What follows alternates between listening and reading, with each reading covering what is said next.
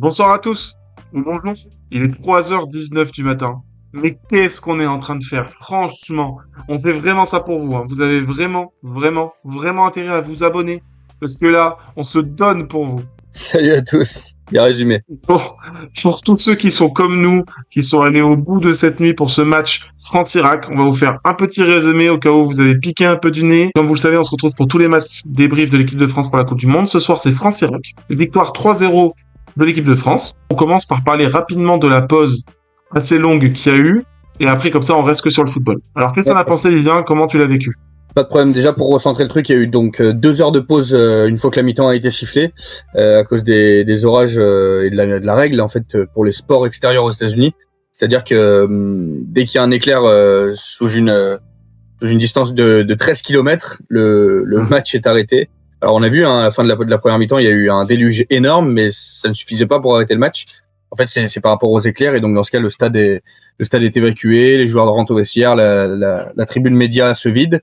Et ensuite, il y a 15 minutes, et au bout de 15 minutes, on reprend une décision qui dure 15 minutes. En fait, la décision, elle dure 30 minutes, et si dans ces 30 minutes-là, il y a un autre éclair, en fait, le compteur se remet à zéro à chaque fois.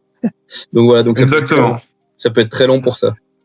Exactement. Alors après, ils annoncent 15 minutes. Moi, honnêtement, j'ai pas totalement compris. C'était pas parfaitement 15 minutes. Ouais, c'est ça, ouais. Ça, c'est une règle qui n'a pas été inventée pour la Coupe du Monde, hein. C'est le cas pour tous les sports aux États-Unis depuis longtemps. Donc nous, effectivement, en tant qu'occidentaux français, on le découvre. Mais c'était pas forcément une nouvelle règle aux Amériques. Mais là, nous, ça a forcément joué. Donc on a eu environ 2 heures de pause. En fait, la mi-temps s'est terminée vers minuit, la première mi-temps. Et le match a repris précisément à 1h51. Donc on a eu 1h50 de pause. Voilà, au-delà de la mi-temps, du coup, 1h50 de match interrompu. Ouais, même 2 heures, hein. Du coup, il devait reprendre à 1h51. En fait, je complète ton propos, hein. Normalement, c'était ça l'heure officielle annoncée par la FIFA. Et finalement, le match a repris à 2 heures exactement. Donc, Ah ouais? Ok, bon, bah, tu vois. J'ai même pas fait attention à 9 minutes près. Bon, alors, ce match, il n'y a pas 50 enseignements à tenir, en tout cas de mon côté. C'est pour ça que je vais essayer de laisser encore plus la parole à Vivien. Bon, forcément, moi, j'ai regardé déjà sur les 15 premières minutes. Les intentions de jeu. Clairement, c'est ce qui m'intéressait. Comment l'équipe de France allait rentrer dans ce match? Est-ce qu'ils allaient sous-estimer l'adversaire? Est-ce qu'on allait justement avoir un allant offensif, aller chercher le goal average et une grosse victoire? Qu'est-ce que tu en as pensé, toi, Vivien, sur ces 15 premières minutes, ce début de match? Eh ben, déjà sur la composition, si tu veux qu'on parle de la composition qui avait un peu tourné. Oui, c'est vrai. Ouais, Lucas Digne qui avait pris la place de Théo Hernandez, Manu Koné qui avait pris la place d'Aurélien Tchouameni qui était resté aux soins hier après, pour l'entraînement, et on avait Olysée et Dembélé qui avaient échangé leur poste. Olysée en 10, Dembélé à droite, et on avait effectivement Barcola sur la gauche, sachant que tous ces offensifs-là, notamment Dembélé, Mbappé et Olysée, donc ce trio magique, hein, comme on a mis dans le titre, ils sont assez libres, intervertissent beaucoup. Barcola, lui, est resté bien sur sa gauche, hein. Ouais, c'est ça. Mais les trois intervertissent beaucoup leur rôle et ont beaucoup de permutations. C'est ça. Une première mi-temps, comme tu l'as dit, où tu me l'as dit en off, l'équipe de France essayait de mettre en confiance Ousmane Dembélé, hein, parce que c'est beaucoup attendu, notamment c'est quand même un Ballon d'Or, donc un Ballon d'Or normalement il doit faire un bon match contre l'Irak, sans manquer de respect aux joueurs d'Irak. Et donc l'équipe de France qui a bien commencé son match, qui a essayé les 15 premières minutes selon moi, de se trouver, etc. Mais globalement, ce que je retiens sur cette mi-temps, c'est qu'on n'a pas joué assez en largeur. On n'a pas étiré le bloc, on est resté un peu trop dans l'axe, avec notamment les 3 joueurs que tu dis, en fait, qui s'échangent leur poste, mais du coup, qui se trouvaient dans les petits espaces, etc. Et on perdait souvent le ballon. La preuve lors du but, c'est que les petits espaces, c'est que Mbappé essaye de faire une passe à Olysée. La passe est ratée, donc parce qu'en fait on joue trop dans les petits espaces, et finalement Olysée récupère le ballon, arrive à la donner à Mbappé envoie une frappe. Ça fait ce 1-2 en 2 temps, effectivement, qui va apporter... Avec un joueur irakien, pardon.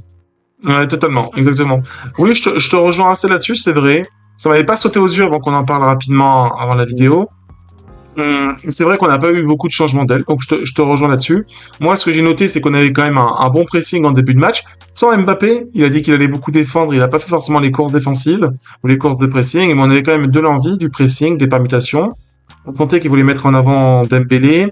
Globalement, que ce soit offensivement ou l'équipe, le bloc était haut, Dayo Upamecano venait fermer les brèches si nécessaire. Encore une fois, moi, honnêtement, j'ai l'interrogation de Koundé, qui est toujours en attaque. Son placement, son utilité offensive m'échappe, honnêtement. Exactement ce que j'allais dire. Sachant que, bon, on va pas y revenir encore une fois, on est d'accord là-dessus. On va essayer de faire un peu plus court. Ouais. Voilà. Sachant que pour moi, à chaque fois qu'il y avait un danger en contre, c'est Upamecano qui venait le couper, donc même pas Oui. Koundé. Donc, et du coup, à la 14e, Mbappé vient marquer ce 1-0. Oui. Voilà, donc moi, je note surtout l'envie et voilà, les mouvements, les permutations, voilà. Même ça aurait pu se terminer à 2-0, 3-0. On rentre au vestiaire, mine de rien, moi je le note, hein. Je note mi-temps, que 1-0. Ouais, c'est ce que Didier Deschamps a dit, hein. Tu fais bien de le dire, parce que Didier Deschamps l'a dit au micro d'M6 à la mi-temps, on aurait pu tuer le match sur cette première mi-temps. Donc c'est ça qui a un peu posé problème, entre guillemets. Là, vraiment, je mets des énormes guillemets, posé problème. Exactement. Parce que voilà, il y a un 0. Et j'ai beaucoup aimé aussi, pour compléter ça un petit peu la première mi-temps, et je le compléterai au deuxième, c'est que Manu Koné, moi je pense que Manu c'est Koné, vrai, très bon. Ouais, selon moi, Manu Koné est plus qu'un remplaçant et peut finir titulaire cette Coupe du Monde. Selon moi. Ah oui, non, mais totalement, il pousse, et je te rejoins totalement. Je trouve que le double pivot Rabiot-Koné, c'est proactif.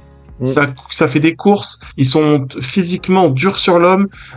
Surtout, ça fait des courses, et surtout, ça te projette aussi. Plus que Tchouaméni, qui a plus un rôle vraiment de 6 récupérateur, organisateur du bas. Et je pense que sur un double pivot, comme ça permet de donner du mouvement et de lancer les attaques, et on est peut-être, du coup, plus dangereux avec Manu Koné. Donc effectivement, pour moi, il devrait pousser. Dans les faits, on sait que Deschamps va sûrement rester conservateur sur son milieu. On sait que Tchouaméni, c'est un membre important du groupe, vice-capitaine. Mais je te rejoins totalement. Qu'est-ce que tu as pensé de Digne sur le match rapidement? Parce que c'était quand même une interrogation.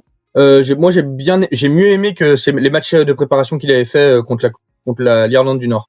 C'était pas dur, honnêtement. Ouais. J'ai plus ouais, mais il s'est mis en confiance, donc j'ai plus apprécié ça, notamment dès le début de match, on a vu qu'il rentrait à fond dans son jeu, offensivement notamment. Défensivement, il a eu pas grand chose à faire. De toute façon, c'était un peu des matchs compliqués à voir pour les latéraux quand ils défendent.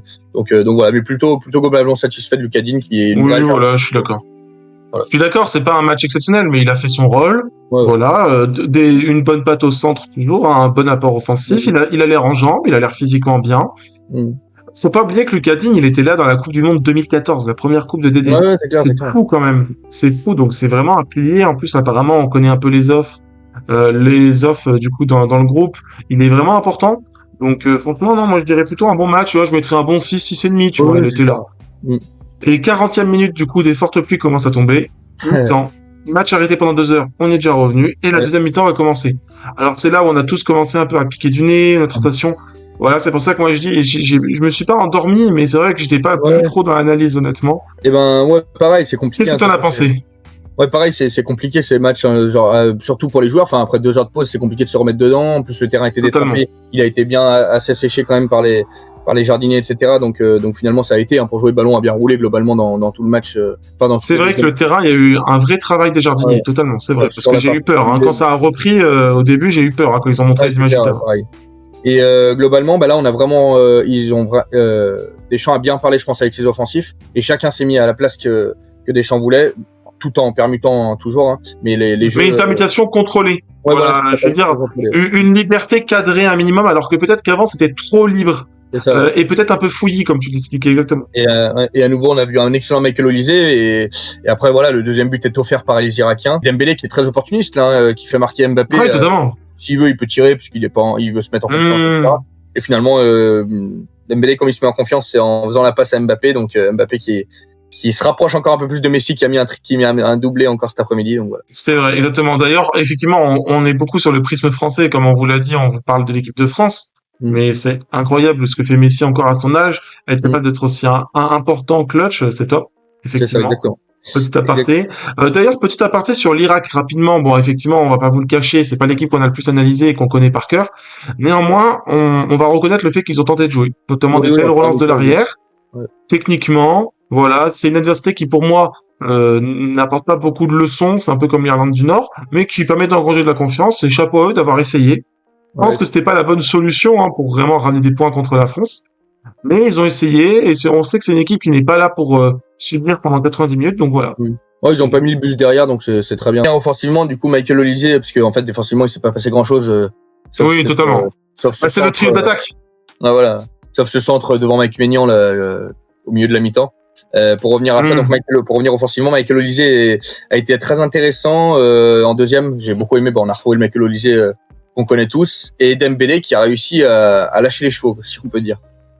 et qui, à la 66e, viendra mettre son but. Voilà, c'est ça. Donc, il va enfin se lancer. Donc, on est à 3-0 pour l'équipe de France. Alors, bon, la complémentarité commence à se trouver. Vous savez, depuis le début, quand on vous fait des débriefs, on vous explique qu'on a des joueurs incroyables, mais tout le monde sent qu'il faut commencer à trouver des automatismes, des repères. Honnêtement, sur ce match, ça commence à arriver. C'est très positif, et je pense que plus le match avance, plus c'est compliqué pour les défenses de vraiment nous tenir sur 90 minutes, hein, comme je l'expliquais. Donc, c'est vraiment un signal positif. On assume notre statut. Clairement, et on aura un match pour la première place ce vendredi. Hein, parce qu'au moment où on s'enregistre, là, on est sur quel score, Vivien, entre Norvège et Sénégal? 3-1 pour la Norvège. Doublé d'Erling Haaland qui égale Mbappé sur cette Coupe du Monde. Donc voilà, donc moi, ce que je vais noter sur ce match en général, c'est voilà, le trio offensif, hein, même si on a toujours Barcola doué, mais c'est pas été des entrées extraordinaires, comme tu me le disais en off. Pareil pour Cherki. Ouais, petit bémol, c'est juste un petit bémol. Hein, on a le trio a tellement bien marché aujourd'hui. Il y avait quand même un niveau d'écart avec les remplaçants qui sont rentrés. Après, c'est des matchs compliqués. Il y a eu 2 heures de pause. Oui, c'est toujours compliqué de rentrer en Coupe du Monde. Et surtout avec un trio offensif qui marche aussi bien. Donc forcément, ça dénotait un minimum. Ouais, c'est clair. Après, voilà, je dis ça parce que Cherki a perdu beaucoup de ballons, mais il a tenté. Donc, on le connaît. De toute façon, Désiré Doué, pareil. C'est son jeu.